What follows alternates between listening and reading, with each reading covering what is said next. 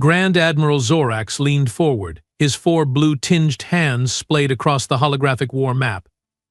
His primary eyes narrowed while his secondary pair scanned the room, studying the faces of the 19 most powerful military leaders in the Galactic Confederation. "The Vraxian fleet advances through the Cygnus Arm," he announced, his voice a low rumble that carried the weight of impending doom. "Their warships have already conquered 3 of our outpost worlds. Billions dead. Not a pretty picture, folks." Commander Peltora snorted, her gill flaps fluttering with irritation. "You have such a talent for understatement, Admiral. The Vraxians aren't just advancing. They are obliterating everything in their path." "Thank you for that clarification, Commander," Zorax replied, his mandibles clicking in what passed for a sarcastic smile among the Thraxi species. "I was worried no one would grasp the severity of our situation without your eloquent elaboration." The War Council chamber hummed with nervous energy. The curved walls displayed real-time battle footage from the front lines, massive Vraxian dreadnoughts tearing through Confederation defenses like they were made of paper. The once mighty Galactic Confederation, spanning 27 species across 12,000 worlds, now faced extinction at the hands of the silicon-based Vraxian horde. General Koss, a towering Ursan with rust-colored fur and a cybernetic left arm, growled from the far end of the table. "We need a new strategy. Our conventional weapons barely scratch their hull plating. At this rate, they will reach the core worlds within 30 standard cycles." "Brilliant observation, General," said Zorax, not bothering to hide his frustration. "Perhaps next you will tell us that space is vast or that stars are hot." Fleet Commander Nyx, a lithe, reptilian Serpexi, tapped her claws impatiently against the table. "Instead of exchanging witty remarks, perhaps we could focus on actual solutions? The Vraxians have adapted to every weapon we have thrown at them. Their technological evolution rate is unprecedented." Zorax sighed, all 4 of his hands rubbing his temple ridges. "We have explored every option. Antimatter bombs? They absorb the energy. Gravitic distortion? They ride the waves. Quantum disruption? They phase shift. It's like they have studied every weapon in our arsenal and engineered countermeasures." "Because they have," said a quiet voice from the doorway. The entire council froze. Zorax's 4 eyes blinked in rapid succession as he turned toward the source of the voice. Standing in the doorway was, no, it couldn't be. The creature was bipedal with pinkish tan skin, a tuft of dark hair atop its head, and only 2 arms and 2 eyes. It wore what appeared to be some kind of adaptive bodysuit, but carried no visible weapons. A collective gasp rippled through the room as recognition dawned on each council member. "Security breach." "Guards," shouted General Koss, his massive paw already reaching for his sidearm. "I wouldn't," said the creature, holding up empty hands. "Your guards are taking a little nap." "Don't worry, they are fine. I just needed a private audience." Zorax stood to his full height, nearly 3 meters tall, his blue skin darkening with shock. You are a human." "Last time I checked," the human replied with a casual shrug. "Name's Alex Reeves. Sorry for dropping in unannounced, but your receptionist wasn't very accommodating." Commander Peltora's gill flaps were fluttering so rapidly they created a small breeze. "Impossible. Humans were wiped out 2 centuries ago. The Great Purge eliminated your entire species." The human Alex laughed, actually laughed, as if extinction was some kind of joke. "Yeah, about that. Reports of our extinction were greatly exaggerated." Zorax found his voice, though it came out as more of a croak. "How?" "The historical records are clear. The combined fleet bombarded Earth until nothing remained but a molten core. Every human colony was methodically cleansed. There were no survivors." Alex strolled into the War Council room as if invited, pulling out an empty chair and sitting down, legs crossed casually. Every admiral, general, and commander tensed, but no one moved to stop this impossible visitor. "Look, I get it. You all think you killed us off. Gold star for effort, really. But humans are like those annoying rodents on your homeworld, Zorax. What do you call them? Trickets. Kill 99% of them. And the remaining 1% will be back to full population before you know it. We are resourceful like that. Fleet Commander Nyx found her voice. But we searched. For decades. Our best trackers and hunters. Nothing was found. Did you check behind the couch? Things are always hiding behind the couch, Alex quipped, drawing confused stares. Sorry, human humor. You wouldn't understand. Zorax slowly lowered himself back into his chair, mind racing. If what you say is true, if humans still exist, why reveal yourself now? After 2 centuries of hiding? The human's face transformed, the casual smile vanishing, replaced by something cold and predatory. Because you are losing this war, Admiral. And as much as I enjoy watching the Confederation get its collective rear end handed to it after what you did to Earth, I enjoy existing even more. The Vraxians won't stop with you. They will consume everything. Strategic Officer Taz Lun, a Quarian with translucent skin that revealed his pulsing 3-chambered heart, leaned forward. Are you suggesting an alliance? With humans? Not an alliance, Alex corrected. Think of it more as pest control. You have a Vraxian infestation. We have the exterminator skills. General Koss slammed his cybernetic fist on the table. This is preposterous. We don't even know if this creature is truly human. It could be a Vraxian spy, a biological construct created to infiltrate our ranks. Alex rolled his eyes dramatically. Oh, please. If the Vraxians could create biological constructs that convincing, they wouldn't need their fancy battleships. They'd just replace all of you and call it a day. The human has a point, Commander Peltora admitted grudgingly. But Zorax studied the human carefully. All 4 of his eyes focused on this impossible creature who had somehow walked into the most secure facility in the Confederation. If, and this is a significant if you are what you claim to be, what exactly are you offering? Knowledge, Alex replied simply. The reason the Vraxians seem to counter your every move is because they are using human technology, or at least variations of it. A shocked silence fell over the room. Explain, Zorax demanded. After your little genocide attempt, the few surviving humans scattered to the far reaches of uncharted space. We rebuilt, adapted, evolved. About 70 years ago, a Vraxian scout ship encountered one of our outposts. Instead of attacking, they offered trade. Technology for resources. You armed our enemies? Hissed Nyx, scales flaring with anger. Alex shrugged. At the time, they weren't your enemies. They were just another alien race, and we needed allies.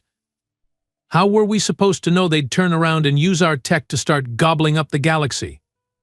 The Vraxians are like that kid who borrows your homework and then gets a better grade than you. Zorax's secondary eyes blinked in confusion while his primary pair remained fixed on the human. If what you say is true, why would you help us now? By your own admission, we attempted to exterminate your species. Water under the bridge, Alex said, waving a hand dismissively. But we destroyed your homeworld, Fleet Commander Nyx pointed out, clearly not believing the human's casual attitude. Okay, so maybe it's a lot of water and a really big bridge, Alex conceded. Look, I'm not saying humans as a whole are thrilled about the Confederation. There was a pretty heated debate about whether to let you all get squashed. But the Vraxians have gone beyond what we anticipated. They have modified our technology in ways that concern us. The adaptive shields, the phase shift drives, those were defensive systems we developed to protect ourselves from you. The Vraxians turned them into weapons. General Koss growled, his fur standing on end. Convenient story. You expect us to believe humans would help the very civilization that tried to wipe them out? Oh, I don't expect you to believe anything, General Fluffy, Alex said with a smirk. But let me ask you this, how's your current strategy working out? From those lovely videos on your wall, I'd say not great. Zorax couldn't argue with that assessment.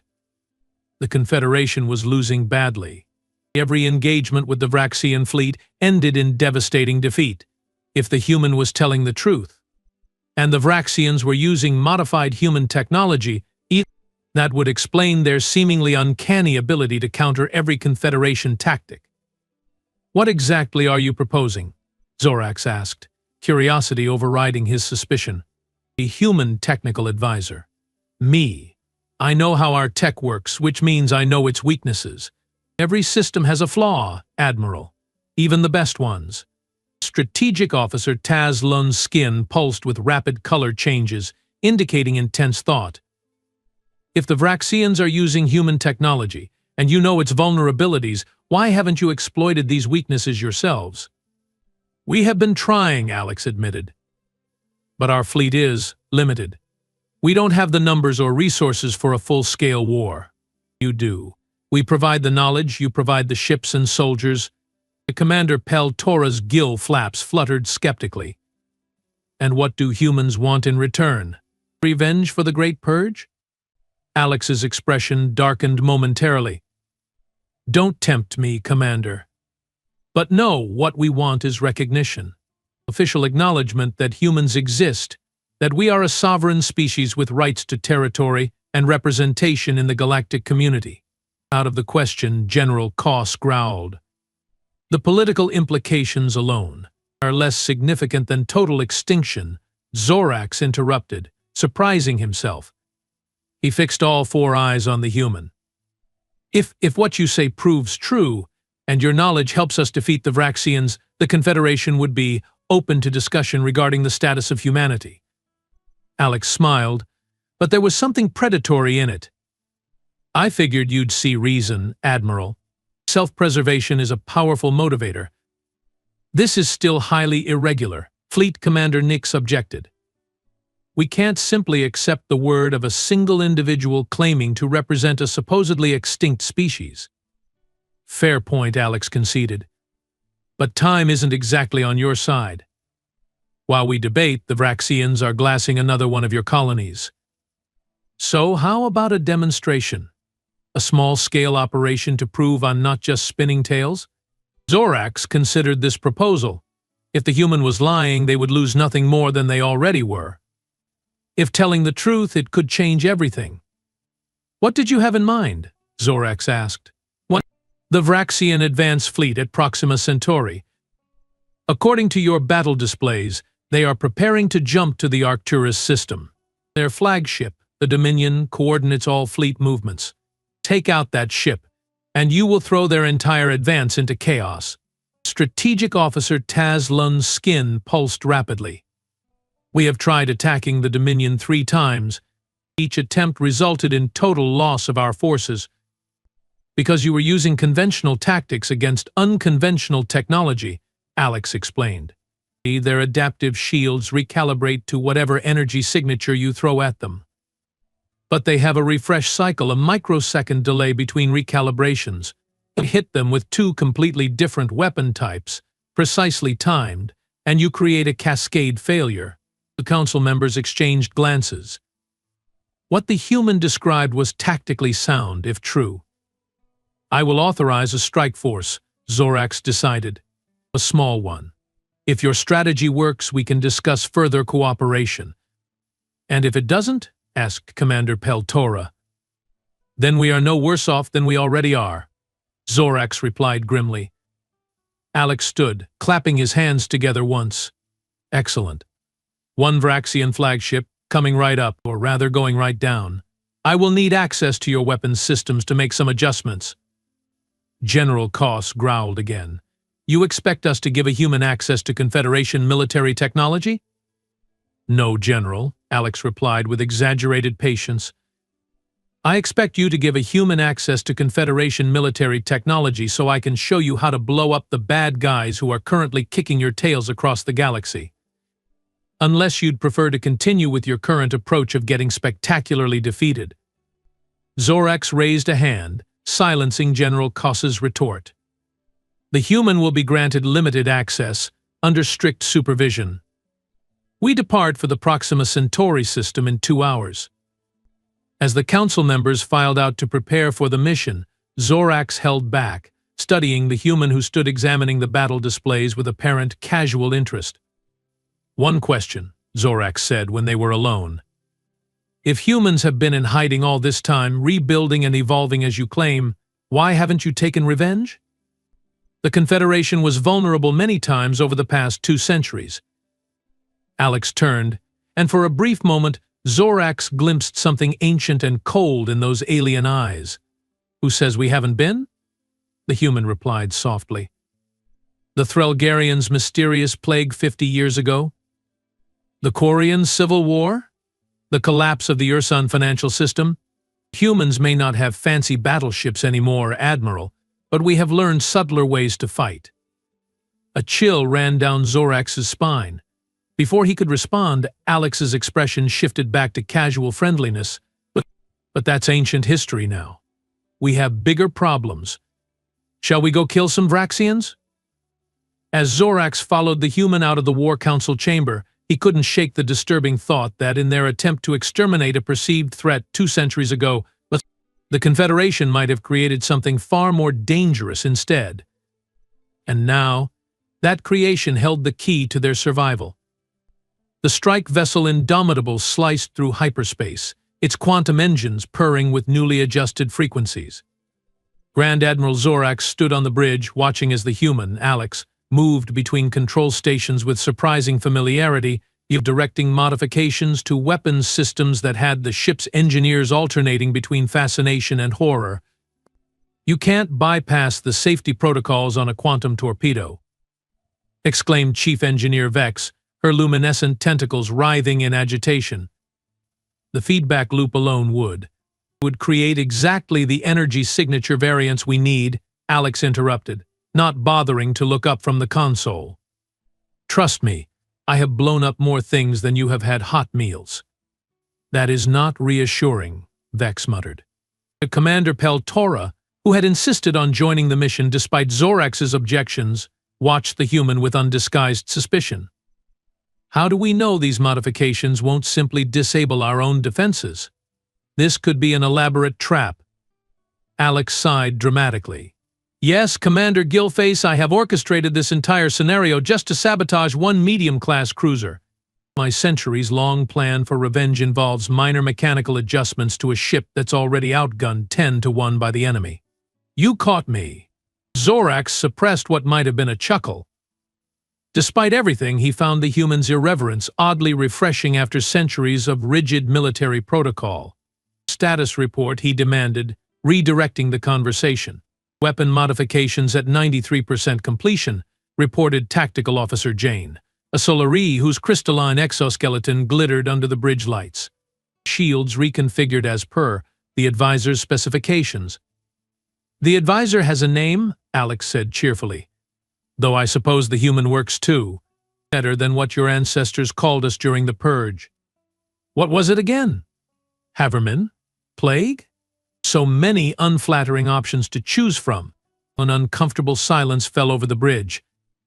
The Great Purge wasn't discussed in polite company, a shameful chapter in Confederation history when fear had overridden reason. "Emerging from hyperspace in 30 seconds, announced the navigator, breaking the tension. Zorax moved to the command chair. "Battle stations. All personnel prepare for engagement." The Indomitable shuddered slightly as it tore back into normal space. The view screen adjusted immediately, revealing the massive Vraxian formation surrounding Proxima Centauri. 27 warships arranged in a defensive sphere around the flagship Dominion, a behemoth of twisted metal and pulsing energy fields that dwarfed everything around it. "That's considerably larger than our intelligence suggested," Zorax admitted, 4 eyes widening. "Scared?" Alex asked, coming to stand beside him. "You concerned," Zorax corrected. "The Dominion appears to have undergone significant upgrades since our last encounter."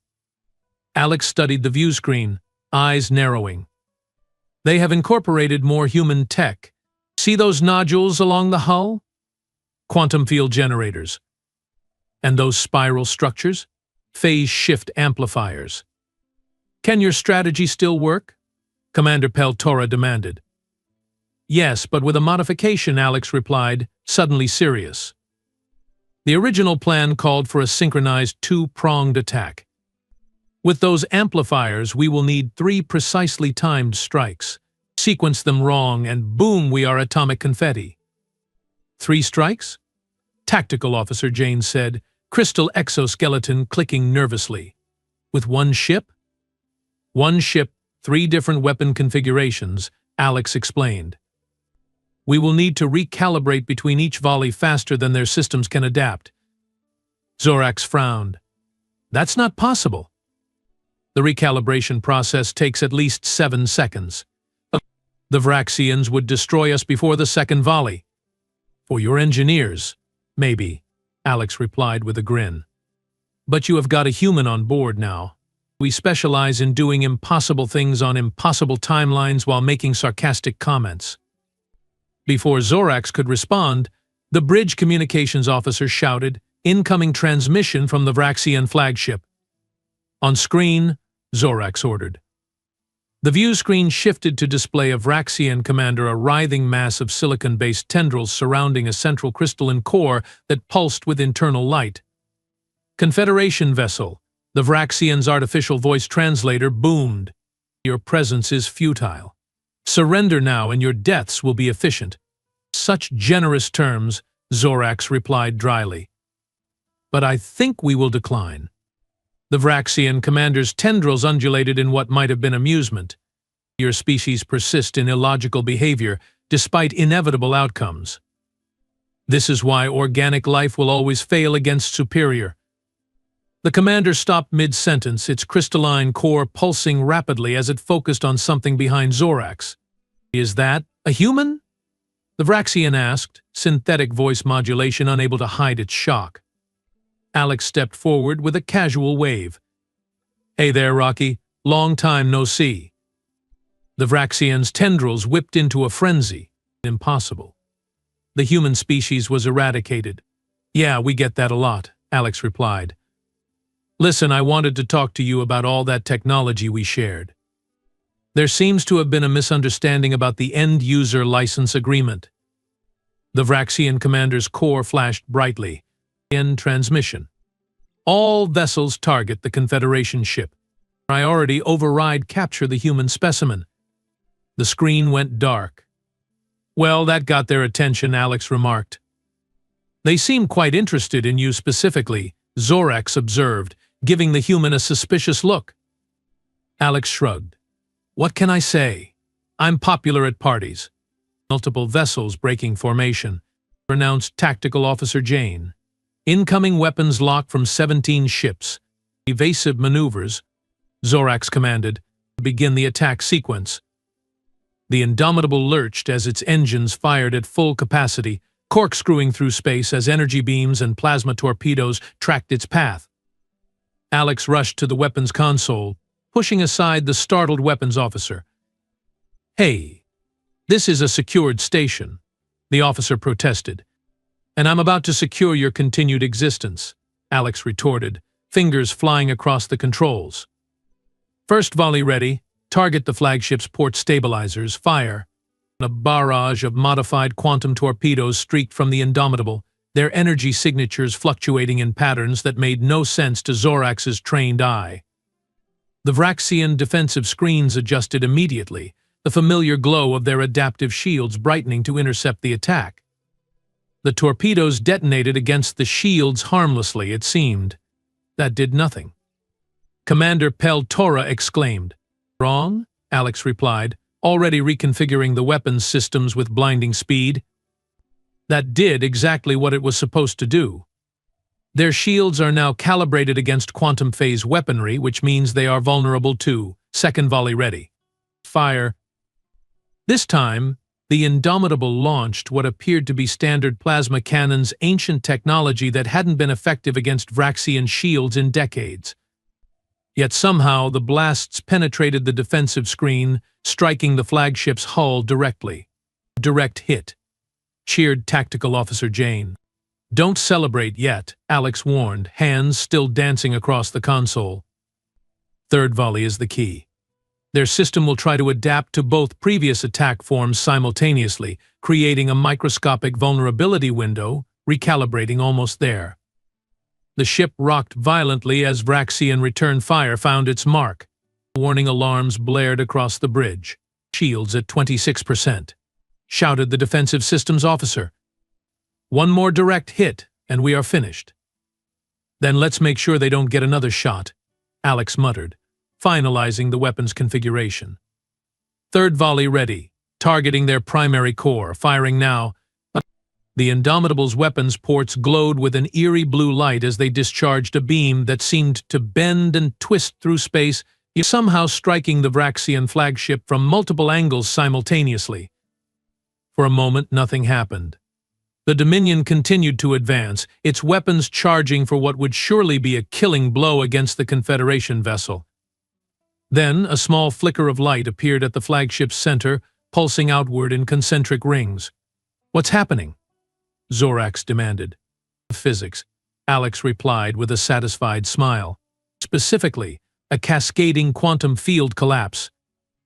The three attack signatures are creating an interference pattern inside their shield matrix. Think of it as three different musical notes combining to shatter a glass." The flickers of light spread rapidly across the Vraxian flagship, growing more intense with each pulse. Suddenly, the massive vessel seemed to fold inward on itself, as if being crushed by an invisible hand. Secondary explosions bloomed across its surface as systems failed catastrophically. "All vessels, maximum distance from the flagship," Alex shouted. "Now." Zorax didn't hesitate. Full reverse. Emergency thrust. The Indomitable's engines screamed in protest as the ship hurtled backward, away from the disintegrating Vraxian flagship. The remaining enemy vessels scattered in confusion, their coordinated attack dissolving into chaos. With a final, silent flash that temporarily overloaded the view screen, the Dominion imploded, leaving nothing but scattered debris where the massive warship had been. "By the 17 moons," whispered Commander Peltora, gill flaps completely still for perhaps the first time in her life. "You actually did it." The bridge erupted in cheers, but Zorax noticed that Alex wasn't celebrating. The human stood staring at the view screen, expression unreadable. "Something wrong?" Zorax asked quietly, moving to stand beside him. "That was too easy," Alex replied, voice equally low. "The Vraxians should have had countermeasures against this attack. We developed them together." Zorax's secondary eyes blinked in confusion. "You are troubled by our victory?" "I'm troubled by what it implies," Alex said. "Either the Vraxians aren't as advanced as we thought, or—" Before he could finish, Tactical Officer Jane called out, "Enemy vessels retreating. They are jumping to hyperspace." "Let them go," Zorax ordered. "Set course back to Confederation Command. We have much to report." As the Indomitable prepared to jump to hyperspace, Zorax noticed Alex checking something on his personal communication device, a thin, translucent band around his wrist that had somehow escaped security detection. "Sending a message?" Zorax asked casually. Alex quickly deactivated the device, just checking some calculations, making sure our little trick won't work only once. "Of course," Zorax replied, not believing him for a moment. Back at Confederation Command, the War Council reconvened with significantly altered dynamics. The once skeptical generals and admirals now looked at Alex with something approaching reverence. The destruction of the Vraxian flagship had sent shockwaves through both fleets. For the first time in years, the Confederation had achieved a decisive victory. "The strategic implications are substantial," Strategic Officer Taz Lun was saying, his transparent skin pulsing with excited colors. "With the proper modifications to our fleet, we could replicate this attack across all fronts." "Not exactly," Alex interjected. "The Vraxians aren't stupid. They will adapt their systems after analyzing what happened. Each engagement will require different configurations, different timing sequences, which means we need you for each battle," General Koss concluded, his earlier hostility replaced with grudging respect. "Or other humans who understand the technology," Alex suggested casually. The council chamber fell silent. Zorax leaned forward. Are you suggesting we bring more humans into Confederation space? I'm suggesting that one human can only be in one place at a time, Alex replied. If you want to win this war, you will need more than just me. Commander Peltora's gill flaps fluttered nervously. How many more? The technical advisor for each battle group, at minimum, Alex said. We'll call it 50 to start. General Kos growled softly. 50 humans with access to our military technology and battle plans? The security implications are less concerning than extinction, Zorax interrupted, echoing his earlier sentiment. We have seen what one human can do. Imagine what 50 could accomplish. The council broke into heated debate, with arguments for and against expanding human involvement flying across the table. Alex sat back, watching the chaos with an expression that Zorax found increasingly difficult to read. When the voices grew too loud, Zorax slammed all four hands on the table. Enough. The decision is made. We will accept human technical advisors under controlled conditions. The alternative is defeat. As the council members reluctantly nodded their agreement, Alex's communication band vibrated. This time Zorax was watching closely enough to see the message display briefly before Alex dismissed it. Phase 1 complete. Proceed to Phase 2. The council session ended with plans to integrate human advisors into key battle groups within days. As the members filed out, Zorax once again held Alex back. There's something you are not telling us, Zorax said when they were alone. Alex raised an eyebrow. There are lots of things I'm not telling you, Admiral. Just as there are lots of things you are not telling me. That's how these arrangements work. The Vraxians recognized you specifically, Zorax pressed. Not just as a human, but as an individual. Why? Alex hesitated, then sighed. I may have been more involved in the technology exchange than I initially implied. My family designed many of the systems the Vraxians are using. So this is personal for you, Zorax concluded. Everything about the last 2 centuries has been personal for humans, Alex replied, a hint of steel entering his voice. Your people tried to exterminate mine. The Vraxians betrayed our trust. Yes, Admiral, it's personal. Zorax studied the human with all 4 eyes. What happens when the Vraxians are defeated? What then? Alex smiled, but it didn't reach his eyes. Then we negotiate the terms of humanity's return to galactic society, as equals this time, not as targets. And if the Confederation resists? Let's hope it doesn't come to that, Alex said, his tone light but his eyes cold. Humanity has learned patience, Admiral. 200 years of hiding, watching, infiltrating. We have had a lot of time to plan for contingencies. A chill ran down Zorax's spine as the implications sank in. The human advisors wouldn't just be bringing technical expertise, they'd be establishing a presence throughout the Confederation military structure. Positions of access and influence. This was never just about defeating the Vraxians, was it? Zorax asked quietly. The enemy of my enemy is my friend, Alex replied. Well, for now. But remember, Admiral, you made humanity your enemy first. We are just better at playing the long game than you expected. As Alex walked away, Zorax remained in the empty council chamber, contemplating the new reality. The Confederation had failed to exterminate humanity 2 centuries ago, and now found itself dependent on the very species it had tried to destroy. The irony wasn't lost on him. The Vraxians might be defeated with human help, but what then? Would humanity seek revenge for the Great Purge?